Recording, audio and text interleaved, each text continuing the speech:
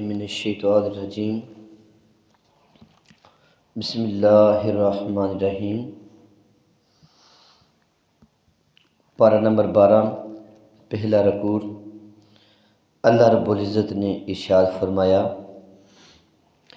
کہ میں نے زمین و آسمان 6 دن میں پیدا فرمائے۔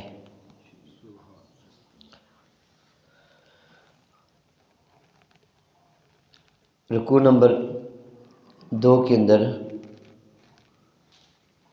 اللہ رب العزت نے یہ چیز ارشاد فرمائی کہ جیسے اندھا اور دیکھنے والا، گونگا اور بولنے والا برابر نہیں ہو سکتے، ایسے ہی مسلمان اور کافر بھی برابر نہیں ہو سکتے۔ مسلمان دیکھنے والا ہے اور کافر اندھا ہے۔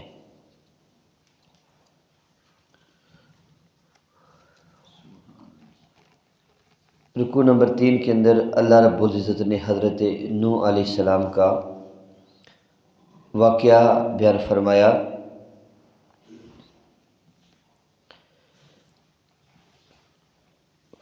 اس میں زیادہ اہم بات یہ ہے کہ 950 سال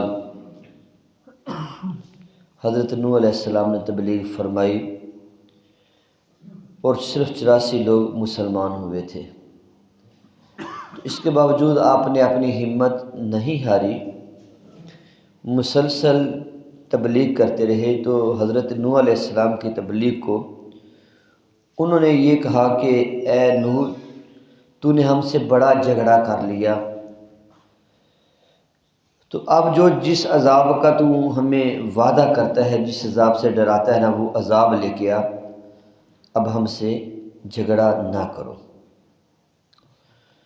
اور پھر رکوع نمبر 3 کے اندر اللہ رب العزت نے اس عذاب کا ذکر کیا۔ حضرت نوح علیہ السلام نے کشتی بنائی اور جتنے بھی مسلمان تھے، 84 لوگ تھے، ان 84 لوگوں کو کشتی میں سوار کیا۔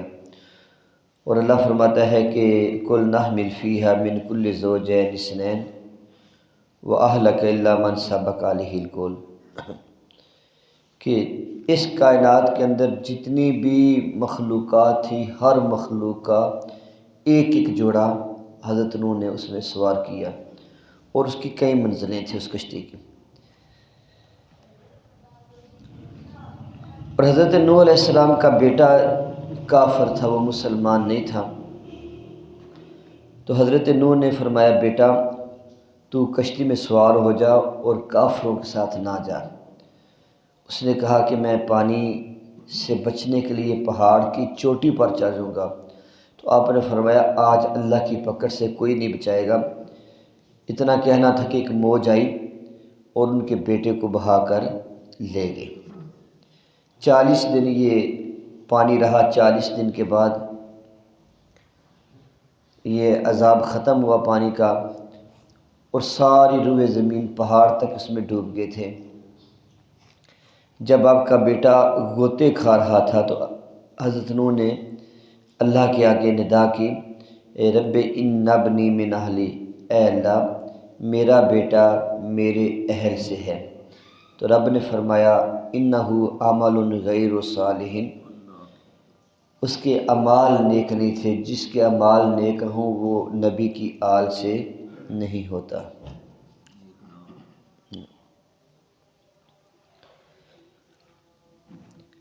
رکوع نمبر 5 کے اندر اللہ رب العزت نے حضرت ہود علیہ السلام، ان کی قوم کا ذکر کیا۔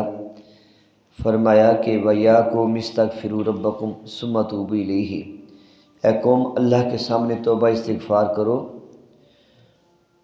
وَيُرْسِلِ السَّمَاءَ عَلَيْكُمْ مِدْرَارًا، تم پر آسمان سے نعمتوں کی بارش فرما دے گا اور تمہاری قوت کے اندر کئی گنا اضافہ کر دے گا۔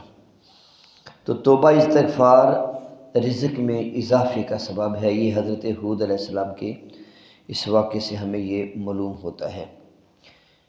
قوم سمود کی طرف حضرت صالح علیہ السلام تشریف لے کے آئے تھے، اور ان کا معجزہ تھا کہ قوم نے یہ مطالبہ کیا تھا کہ اے صالح، ہماری آنکھوں کے سامنے اس پہاڑ کی چٹان سے اونٹنی نکلے، وہ جوان ہو، بچی ہو، اور ہماری آنکھوں کے سامنے جوان ہو اور حاملہ ہو، اور پھر ہماری آنکھوں کے سامنے ہی ایک بچی کو جنم دے۔ حضرت نوح علیہ السلام نے دعا کی، جو ان کی فرمائش تھی وہ سارا معجزہ پورا ہو گیا، لیکن پھر بھی انہوں نے انکار کیا تو اللہ رب العزت نے ان پر زلزلے کا عذاب بھیجا۔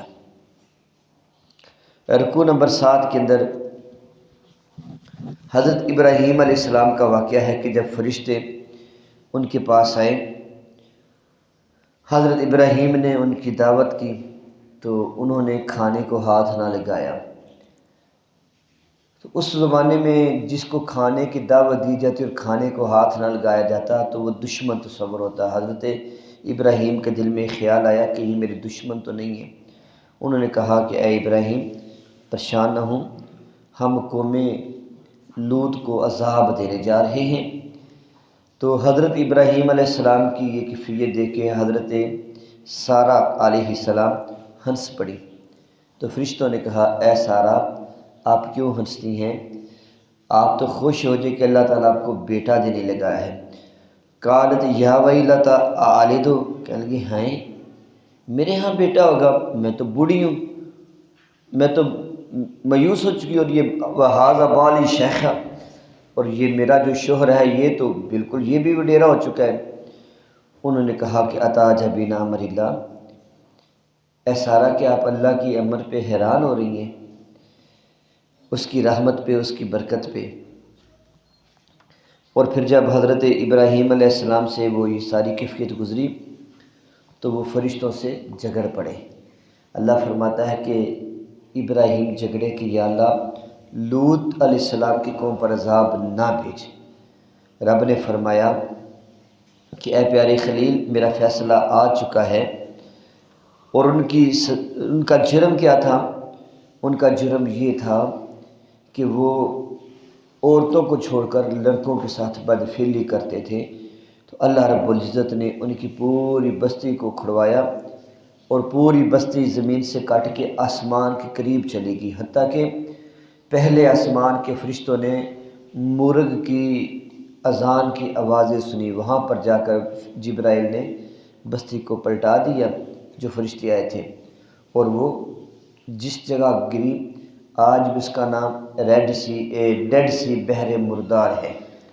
اب گوگل پہ سرچ کریں بحر مردار، آج بھی وہاں سے بدبو آتی ہے، اور سمندر کے اس حصے میں جہاں ان کی آ کے بستی دوبارہ گری تھی اب سمندر ہے۔ وہاں پر اگر آپ کوئی چیز سمندر میں پھینکیں گے وہ ڈوبتی نہیں ہے، وہ چیز تیرتی ہے۔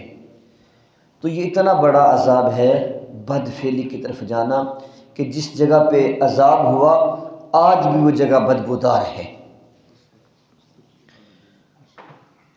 قوم مدین کی طرف حضرت شعیب علیہ السلام کو بھیجا، ان کی قوم ناپ تول میں کمی کرتی تھی، تو حضرت شعیب علیہ السلام نے ان کو منع کیا، وہ باز نہ آئے تو ان پر بھی اسی جرم میں ناپ تول میں کمی کی وجہ سے اللہ تعالیٰ نے عذاب نازل کیا، وہ قوم بھی تباہ و برباد ہو گئی۔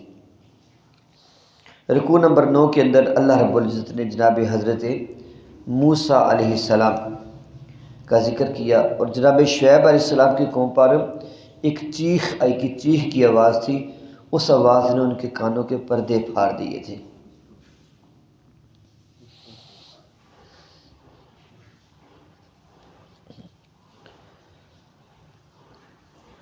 حضرت موسیٰ علیہ السلام کی قوم پر ایک نہیں متعدد مرتبہ عذاب آیا، اور متعدد جرائم کی وجہ سے آیا۔ اب جس عذاب کا اس رکوع میں ذکر ہو رہا ہے، اس رکوع میں اللہ رب العزت نے ارشاد فرمایا وَأَقِمِ الصَّلَاةَ طَرَفَيِ النَّهَارِ وَزُلَفًا مِنَ اللَّيْلِ،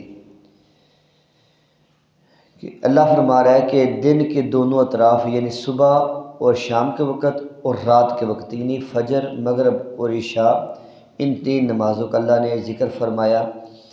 اور پھر فرمایا ان الحسنات یذہبن السیئات، اگر کسی انسان سے جانے انجانے میں گناہ ہو جائے تو اس کے فوری بعد توبہ کر کے نیک عمل کرے تو اللہ تعالیٰ اس نیک عمل کی برکت سے اس کے اس گناہ کو ختم فرما دیتا ہے۔ 11ویں رکوع سے حضرت یوسف علیہ السلام کا واقعہ شروع ہو گیا۔ حضرت یوسف علیہ السلام نے خواب دیکھا کہ 11 ستارے ہیں، چاند اور سورج مجھے سجدہ کر رہے ہیں۔ یہ خواب اپنے والد کو بتائی تو والد گرامی نے کہا کہ یہ خواب اپنے بھائیوں کو نہ بتانا۔ حضرت یوسف علیہ السلام اپنے باپ کو زیادہ محبوب تھے بنسبت دوسرے بیٹوں کے۔ بھائیوں نے سازش کی، والد صاحب کے پاس سے، ابا جی یوسف کو ہمارے ساتھ بھیجیں، ہم جنگل میں کھیلنے جاتے ہیں، یہ بھی ہمارے ساتھ جائیں۔ جناب یعقوب علیہ السلام نے فرمایا کہ مجھے خوف ہے کہ کہیں بھیڑیا نہ کھا جائے۔ انہوں نے کہا جی ہم 11 بھائیوں کے ہوتے ہوئے کوئی بھیڑیا کیسے کھا سکتا ہے، آپ ہم پہ یقین کریں، ہم لے جاتے ہیں۔ جب لے کے نکلے تو ایک بھائی نے کہا قتل کر دیں، دوسرے نے کہا کہ اندھے کنویں میں پھینک دیتے ہیں، تیسرے نے کہا چلے ان کو ویسے نکال دیتے ہیں۔ بلاخر اس بات پہ وہ اکٹھے ہوئے کہ ان کو اندھے کنویں میں پھینک دیں۔ چنانچہ بھائیوں نے اندھے کنویں میں پھینکا اور قمیض پر خون لگا کر جناب یعقوب علیہ السلام کے پاس آئے اور کہا ابا جی یوسف کو بھیڑیا کھا گیا، یہ خون دیکھیں۔ جناب یوسف نے فرمایا کیسا سیانہ بھیڑیا تھا، یوسف کو تو کھا گیا لیکن قمیض پر صرف خون ہی لگا ہے، قمیض پھٹی نہیں۔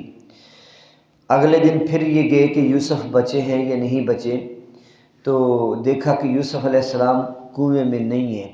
تلاش کیا، قافلے والوں کے پاس مل گئے تو قافلے والوں کو کہا کہ یہ ہمارا بھاگا ہوا غلام ہے، اس کو خرید لو۔ وَشَرَوْهُ بِثَمَنٍ بَخْسٍ دَرَاهِمَ مَعْدُودَةٍ، تو کھوٹے درہموں کے بدلے بھائی کو فروخت کر دیا۔ آپ اس قافلے کے ساتھ مصر میں آئے، مصر میں اس قافلے والوں نے بیچا، اور اس وقت جو عزیز مصر تھا یعنی بادشاہ مصر کا جو گورنر تھا مصر کے اندر، اس کو عزیز مصر کہتے تھے، اس نے خریدا اور اپنی بیوی کو کہا کہ یہ بچہ خوبصورت ہے، سعادت مند لگتا ہے، ہم بے اولاد ہیں، ہم اس کو اپنا بیٹا بنا لیتے ہیں۔